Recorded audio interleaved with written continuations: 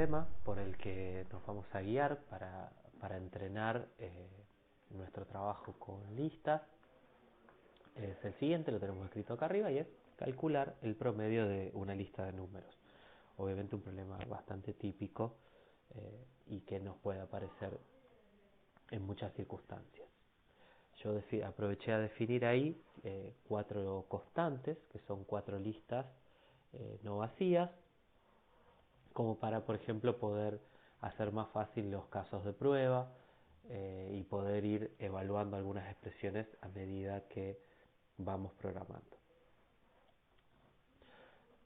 Para calcular un promedio no nos vamos a detener demasiado en el diseño original, porque es una cosa que uno suele hacer bastante y es conocido que lo que podemos pensar es, para calcular el promedio, lo voy a dividir en 2 subproblemas. Por un lado vamos a calcular la suma de todos los elementos de la lista. Por otro lado vamos a calcular la cantidad de elementos. Y teniendo la suma de todos los elementos de una lista y su cantidad, solamente haciendo el cociente podemos calcular el promedio. Por eso nos vamos a concentrar en diseñar 2 funciones. La función suma, que dada una lista nos calcula la suma de sus elementos, y la función cantidad, que dada una lista nos calcula justamente la cantidad de elementos. Vamos a seguir en la pizarra y vamos a pensar en la función suma. Por supuesto que si uno ya tiene una lista de números y la ve, se le ocurre un mecanismo de hacer la suma de todos sus elementos, pero nosotros tenemos que pensarlo en función de los constructores y los selectores de una lista, porque es la forma en la que lo tenemos representado internamente en la computadora. Es decir, yo quiero pensar la función suma aplicado a una determinada lista y quiero generar casos para cada una de las posibles listas. Bueno, las potenciales listas de números son infinitas. Sin embargo, yo estoy seguro que si hay una lista de números, esa lista tiene que haber sido generada con sus constructores. Recuerdan, dijimos, los constructores son la única forma de generar elementos en el tipo de datos de las listas. Entonces, esa L que está ahí como argumento, o es la lista vacía, o es un const de, bueno, 2 cosas. Yo lo voy a escribir así con signito de pregunta, pero acá no tengo lugar. Después vamos a ver cómo lo vamos a escribir. Pero o es la lista vacía o no. Y recordemos que además tenemos los 2 predicados que justamente nos distinguen esa caracterización. Por lo tanto, lo que está en el lado derecho de la llave lo podemos calcular fácilmente. Ahora, la pregunta es, ¿cuánto me da la suma en cada caso? Bueno, miremos el caso de arriba, es trivial. La suma de todos los elementos de una lista vacía es obviamente 0. Dado que no hay elementos, devolvemos el neutro del operador de la suma. No hay nada para sumar, entonces nos queda el elemento neutro. Ahora, la pregunta es, ¿cuánto nos da la suma de una lista que es no vacía, que se genera con el operador const? Vamos a llamarle acá a estos signitos de pregunta, les vamos a llamar A y L'.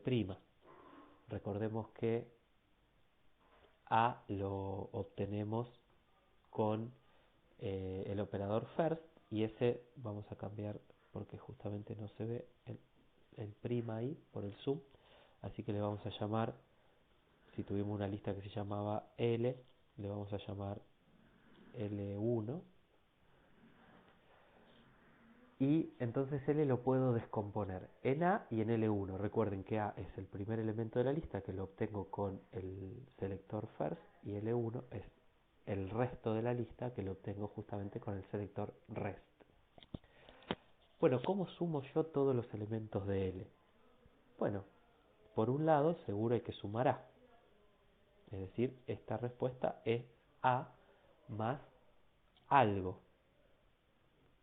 Y ese algo es, podemos ahí volver al principio de la clase y pensar, por ejemplo, en la función factorial, en la cual uno decía, bueno, es el número multiplicado por el factorial del número anterior.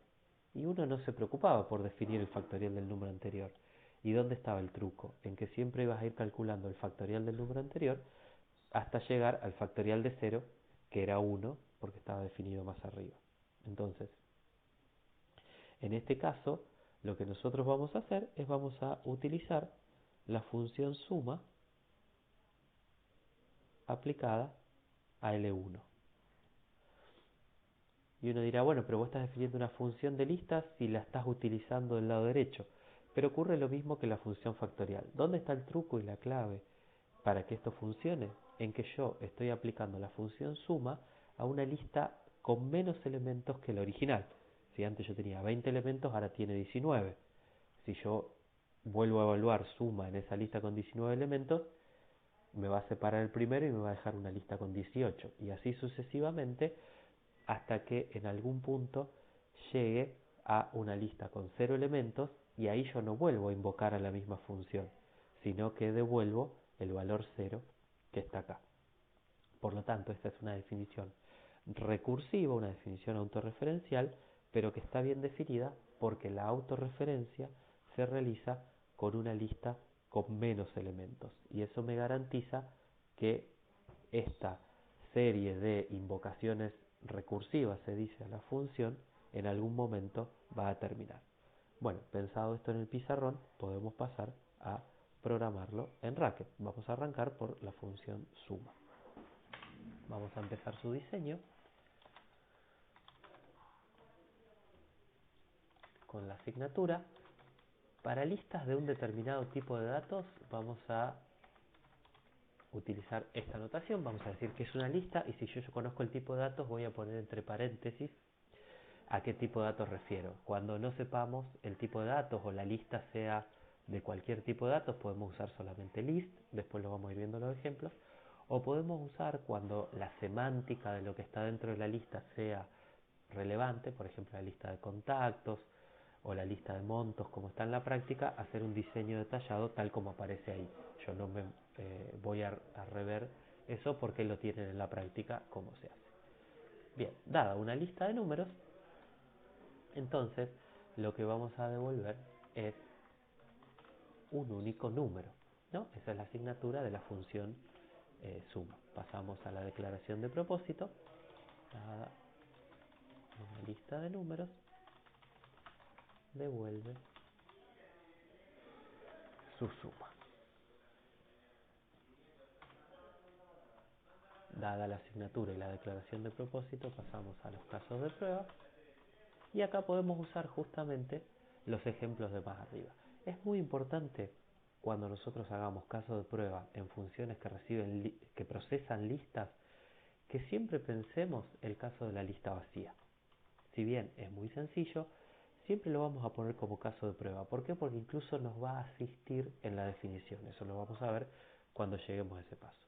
Bueno, ¿cuánto vale la suma de todos los elementos de una lista vacía? Ya lo habíamos visto en el pizarrón, es 0.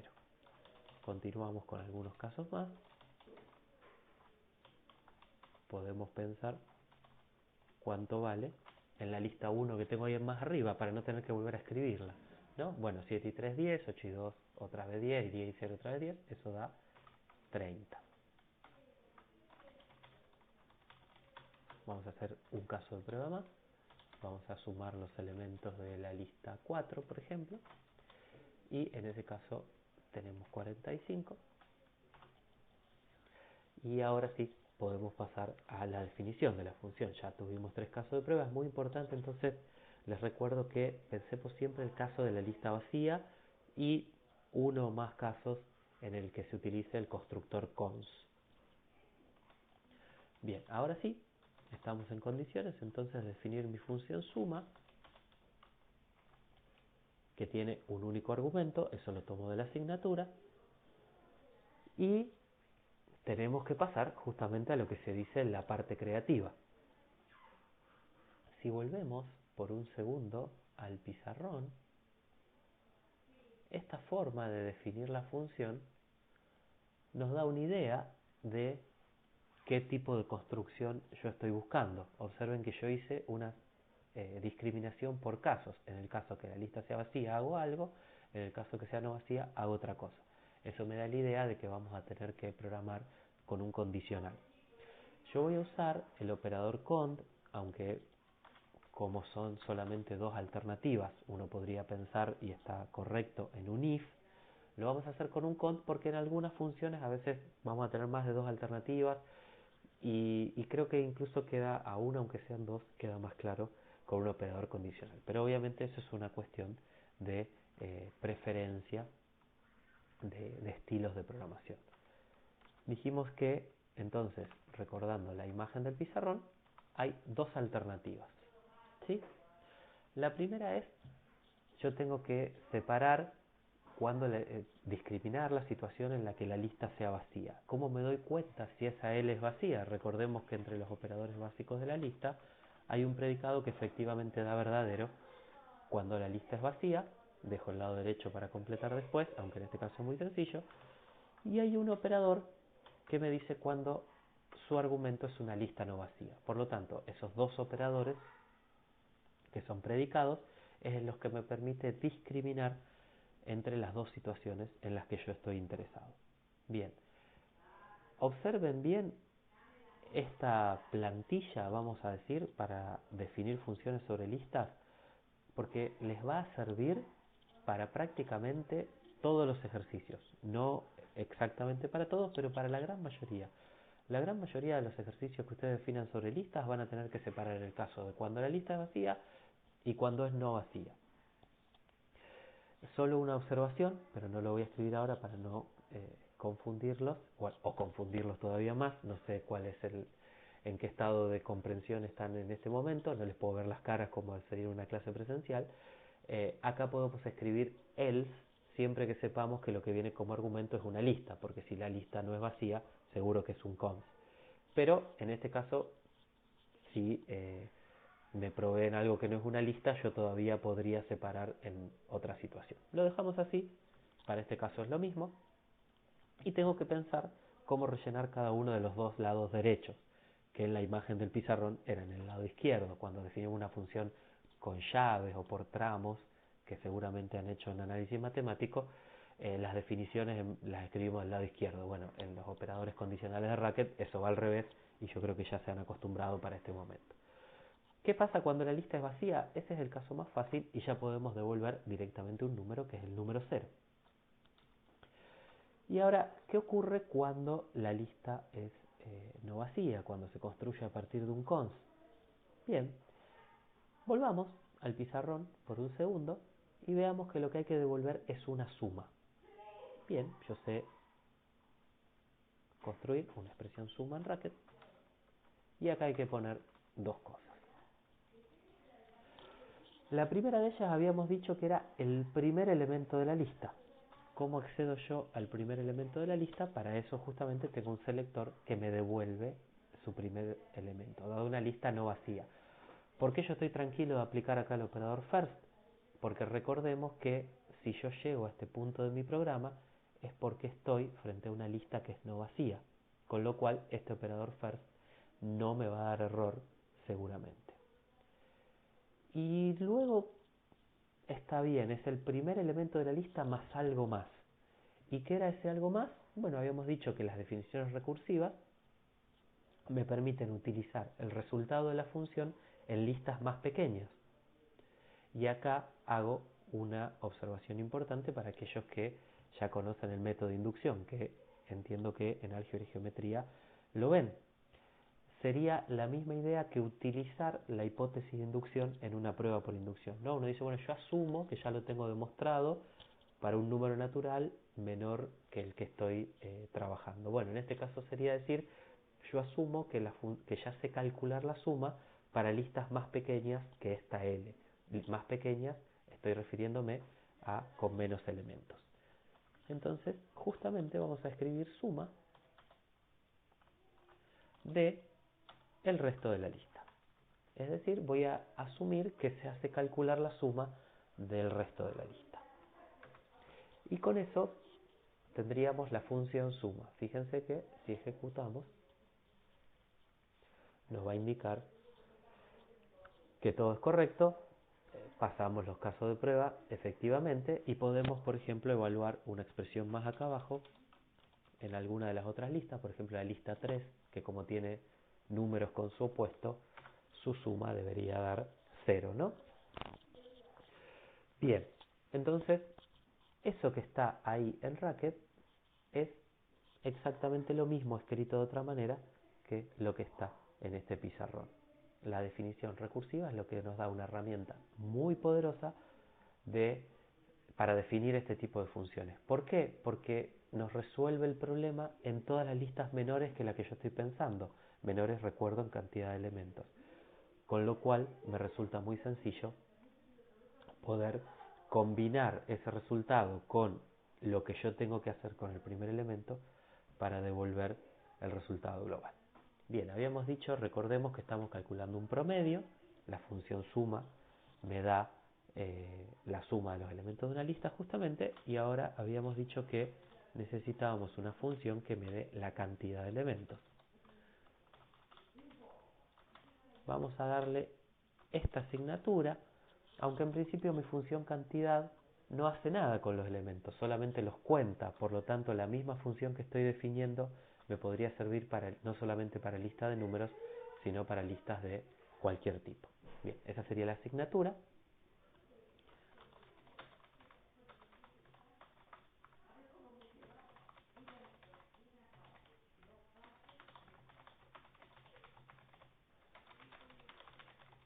Y la declaración de propósito la podemos pensar así.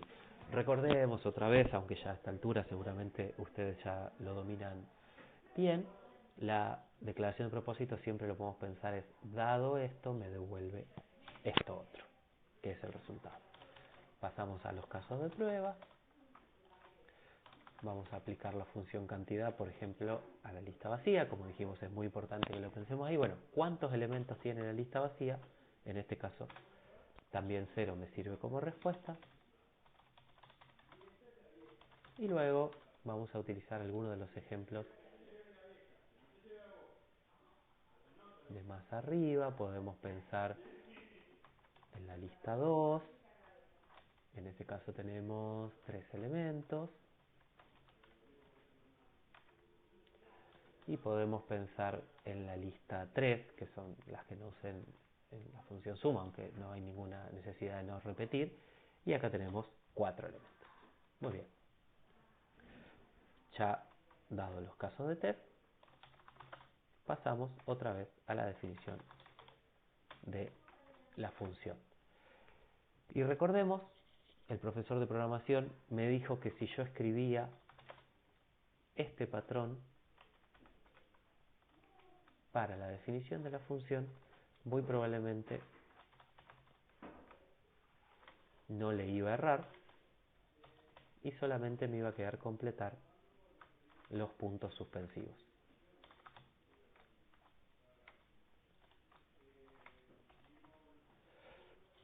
Tengo que pensar qué hacer cuando la lista es vacía y qué hacer cuando la lista es no vacía. Y en ese segundo caso, recordar que conozco el resultado de la función para cualquier lista que sea una parte de la lista original. Vamos a decir para el resto de la lista. Bueno, en el caso que la lista es vacía, fíjense que haberse procurado el caso de prueba hace que esta parte también sea trivial. Simplemente tengo que ir a mirar el caso de prueba y poner el mismo valor. Y en el caso que sea un cons, bueno, yo estoy seguro que al menos un elemento tenemos, ¿no? Es decir, yo puedo pensar en que hay un elemento más que los que hay en el resto de la lista. Es decir, si yo ya conozco cuántos elementos hay en el resto de la lista, en esta lista que estoy contando hay uno más. Me falta acá un paréntesis en la suma. Y entonces digo, bueno, ¿cuántos elementos hay en esta lista que es un cons? Hay uno más que en el resto. podemos ejecutar el programa y los casos de prueba deberían pasar sin inconvenientes. Teniendo una función que calcula la cantidad de elementos de una lista y una que calcula la suma, la función promedio termina siendo muy sencilla. Dado una lista de números, devuelve un número.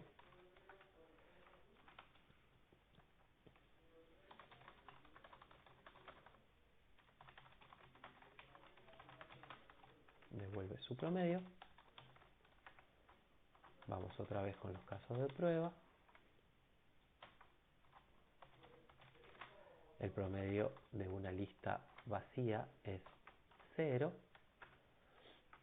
Y en el caso de algunos de los ejemplos de más arriba, podemos pensar en el caso de la lista 1, es bastante sencillo, habíamos dicho que la suma era 30, así que si tiene 6 elementos, el promedio va a ser 5.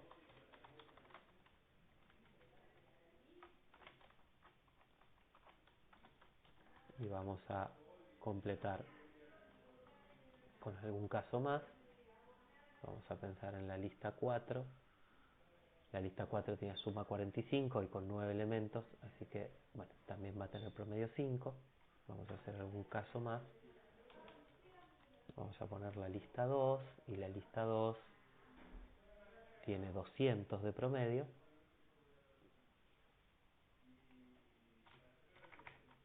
Mientras que la lista 3 tiene 0 de promedio.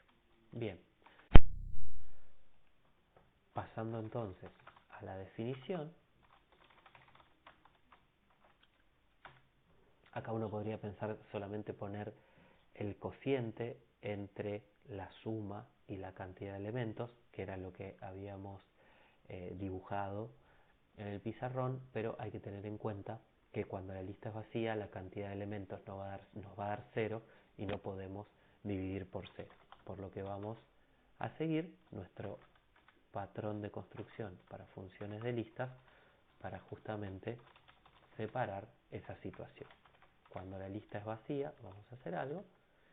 Y cuando no es vacía, y como ya en la asignatura dijimos que lo único que podemos recibir es una lista de números, vamos a estar seguros que si no es vacía es un const, por eso podemos usar else.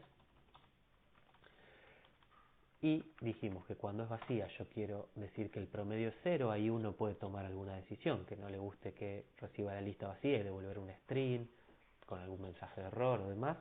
Para simplificar nosotros dejamos 0, que es una respuesta razonable. Y entonces, en el caso que la lista no sea vacía, ahí nos aseguramos que tenemos al menos un elemento y por lo tanto podemos dividir por su cantidad. Entonces es el cociente entre la suma de los elementos de L y su cantidad. Muy bien, observarán que en esta definición no hemos utilizado la invocación a una llamada recursiva porque está implícitamente tanto en la función suma como cantidad. Muy bien, con esto terminamos el ejemplo de una función que calcula el promedio de las listas. Saben que además de esta clase tienen el apunte donde hay otros ejemplos. Yo siempre trato de no utilizar los mismos ejemplos para que tengan alguno más. También subiremos videos con soluciones y tienen el apunte con soluciones. Así que la idea es que se pongan a trabajar en todos los ejercicios de la primera parte de la práctica 5.